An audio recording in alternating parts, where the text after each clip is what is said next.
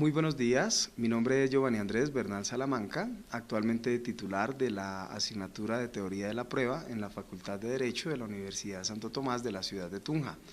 Hoy atendiendo nuevamente la invitación que me hacen muy gentilmente para disertar y exponer algunos temas de derecho. Nos trae hoy un tema también de actualidad, muy a pesar de que la entrada en vigencia del Código General del Proceso, se ha dicho, está supeditada a cierta gradualidad que a su vez depende de la implementación de los medios tecnológicos y de la infraestructura física para su vigencia y por una nueva disposición que también posterga la entrada en vigencia de algunas de estas normas del Código General del Proceso. A pesar de ello, vamos a hablar nosotros de cómo esta norma, que seguramente entrará en vigencia en no muy poco tiempo, y tiene que ver con la adecuación del régimen probatorio o de algunas normas propias del derecho probatorio para que permitan y viabilicen la implementación de la oralidad y las audiencias en los procesos civiles. Lo primero que debemos advertir es que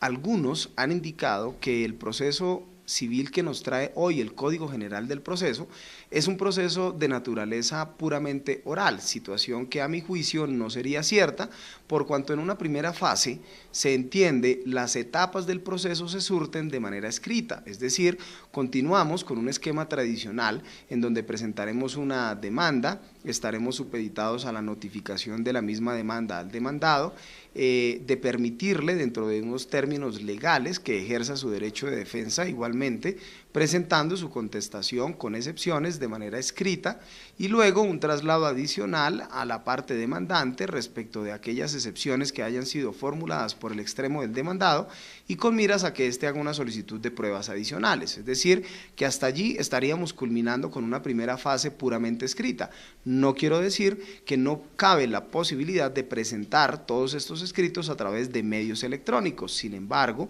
debo aclarar que en virtud del artículo 6º de la Ley 527 del año 99, Ley de Comercio Electrónico, se entienden equiparados y con la misma validez y suficiencia el documento físico o material y el documento electrónico, para este caso la demanda, que podamos radicar a través de un mensaje de datos o por medios electrónicos. Superada la discusión, entenderíamos y ratificaríamos que se trata de una primera fase dentro del proceso civil de manera escrita. A partir de allí vendrá la fijación para una fecha,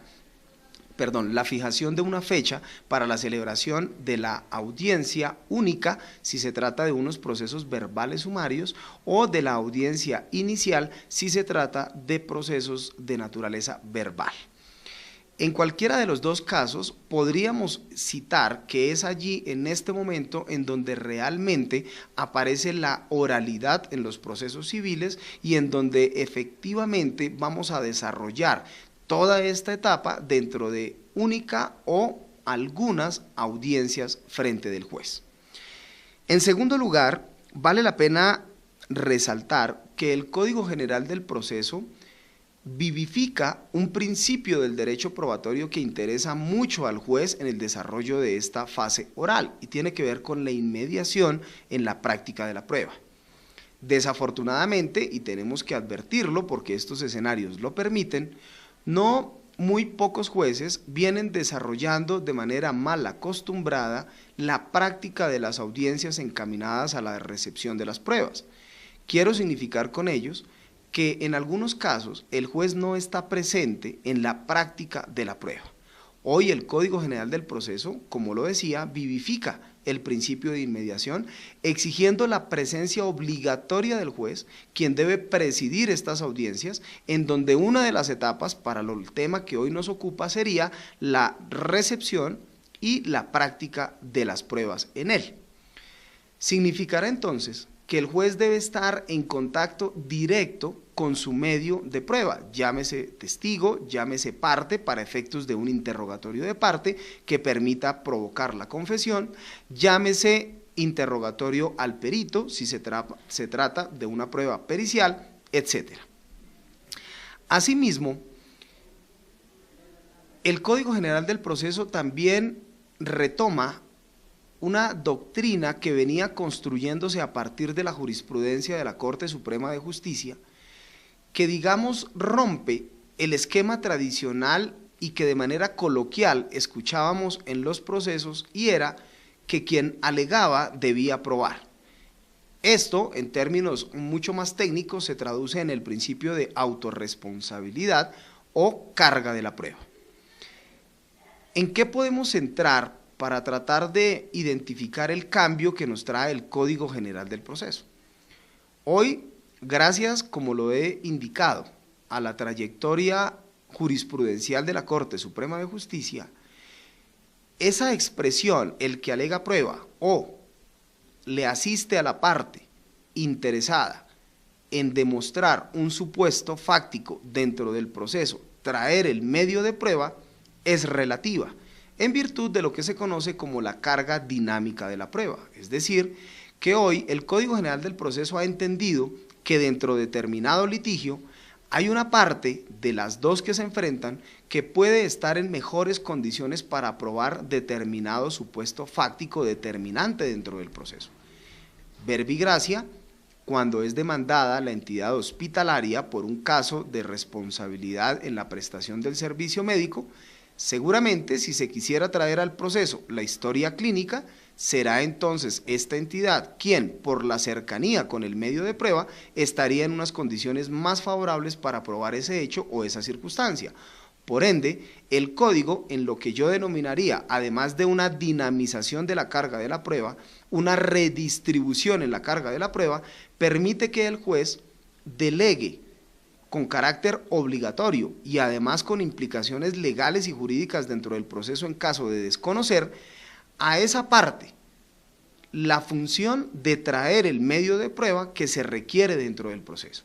Ya no diríamos entonces que si fue el demandante quien alegó una circunstancia que se pueda probar a través de la historia clínica, quien deba aportar el medio de prueba, sino que ahora, si la otra parte, el extremo procesal, está en mejores condiciones por la cercanía con el medio de prueba, deberá traerlo al proceso, el juez así le ordenará que lo haga y en caso de no hacerlo, habrán unas implicaciones en el momento de la asunción del material probatorio y de la valoración del material probatorio por parte del juez. También se nos ha traído como una novedad el uso de las tecnologías de la información y las comunicaciones y su implementación en el proceso civil. Claro está, nosotros, un país como se nos ha catalogado en vía de desarrollo, que no tiene una cobertura absoluta en Internet, 1, y 2, que no hemos logrado una capacitación suficiente a los operadores o intervinientes del sistema judicial y a los ciudadanos, que son en últimas quienes se sirven del sistema judicial, se convierten en dos taras o en dos talanqueras para la implementación de las tecnologías de la información y las comunicaciones en los procesos civiles. Sin embargo, también los ministerios de tecnologías de las comunicaciones y la información y el Ministerio de Justicia han venido trabajando de manera ardua en una tarea de capacitación y de implementación de tecnologías que permitan el desarrollo de un proceso judicial con la utilización de tales medios. El Código General entonces permite situaciones muy particulares como las siguientes, por citar solo algunas, pues el tiempo no nos permitiría citarlas todas ni ahondar en cada una de ellas. La posibilidad de presentar demandas en soportes digitales o por medios electrónicos, la posibilidad de dirigir escritos o memoriales al juzgado a través de las cuentas de correo que el Consejo Superior de la Judicatura cree para cada una de estas corporaciones, la posibilidad de practicar pruebas a través de interrogatorio de partes con la utilización de medios tecnológicos como las videoconferencias o teleconferencias o cualquier otro medio de ayuda tecnológica, la posibilidad de utilizar sistemas inteligentes como el Google Maps o otros mecanismos de software para identificar predios, etc. Son algunas de las posibilidades que el Código prevé como vehículos que permiten dinamizar, y así se aspira, el proceso judicial en Colombia. También encontramos nosotros un principio fundamental en el derecho procesal y tiene que ver con la publicidad, y esta publicidad vista desde el control que ejercen las personas que pueden asistir de manera pública a las audiencias que desarrolla el juez. Es decir, que hoy no solamente ingresarán a la audiencia las partes, sino cualquier persona. Situación que degenera en un control de legalidad y más aún de legitimidad del ciudadano cuando percibe el actuar del juez. Hoy el juez tiene una tarea y una responsabilidad mucho más grande, sin querer decir que no la haya tenido, y será precisamente administrar justicia de cara a los administrados y en audiencias públicas.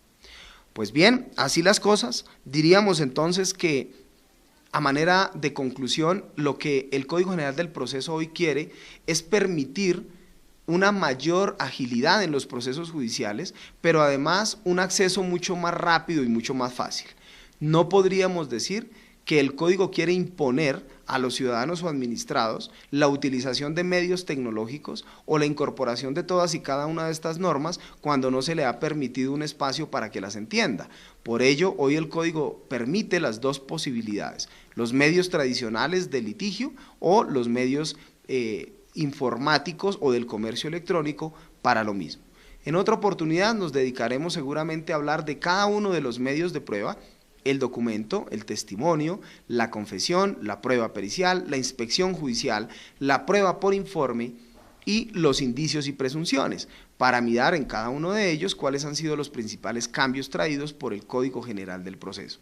Claro está, entendiendo que tenemos una nueva forma de litigar, una nueva forma de ejercer nuestra profesión en los escenarios judiciales. Para ello los invito a cambiar la mentalidad, a entender que hoy tenemos medios tecnológicos, tenemos nuevos retos y nuevas responsabilidades que, como lo diría Habermas, dentro de un proceso de juridificación del derecho, es decir, que el derecho vaya a la par con la realidad, nos asiste a todos como administrados y más aún como abogados y litigantes. Muchas gracias.